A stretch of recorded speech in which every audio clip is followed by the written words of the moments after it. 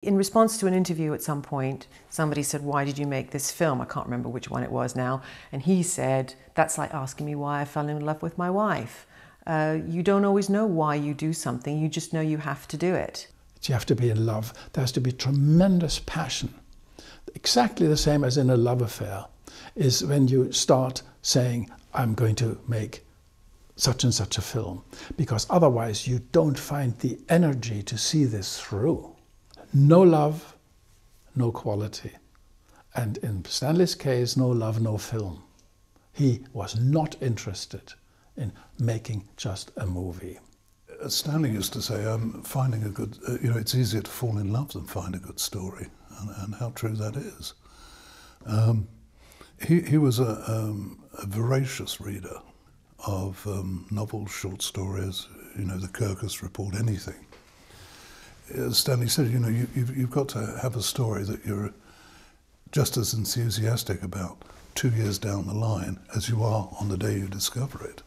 And he just said you had to have a story that was going to hold your interest and passion for the length of time it takes you to make a movie, which can be many years, as you know. So it really has to grab you. Clockwork Orange was read, I think, initially by my mum, who then said, "You should read this." And it just took somebody giving him a book that grabbed him.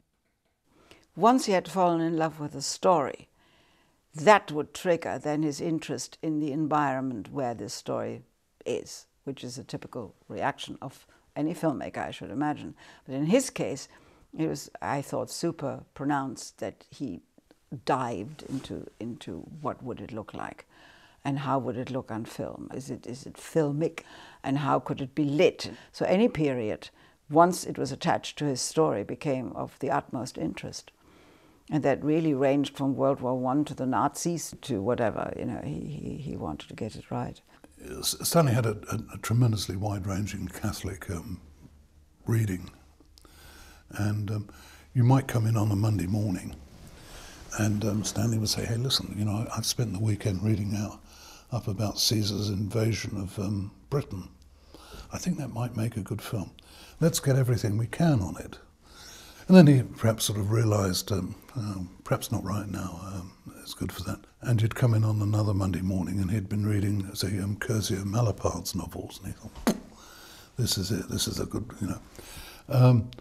So, I mean, he was trawling wide and far on projects. I know he was always looking for stories, and I know he had people read books for him so that they could tell him what they were about. All these books, novels were piling up on my desk, and we decided, or rather Stanley decided, that we needed a team of readers. Now Warner Brothers in New York had 4 or 5 regular readers who would read and do reports. So we started a similar operation over here under the title of Empyrean Films. I forget what that means, but Stanley got it from one of his classical dictionaries. And I sometimes said to him, "Why don't you make a children's film?" And he went, "I'd love to make a children's film. Find me a story." So he hadn't discounted any topic at all. There was a story called Eric Bright Eyes that he was particularly interested in for a long time. People talk about Napoleon being his great unrealised project.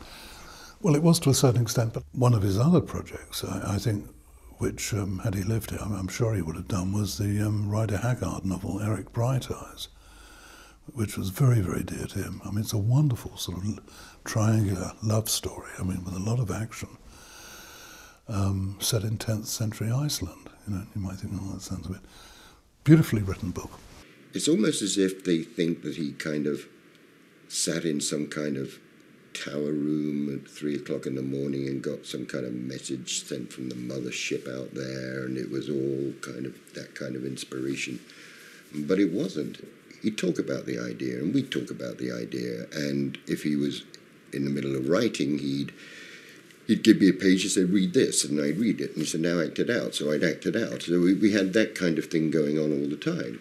And it was trial and error. It was really very hard, time-consuming work. Inspiration played a tiny little part of it.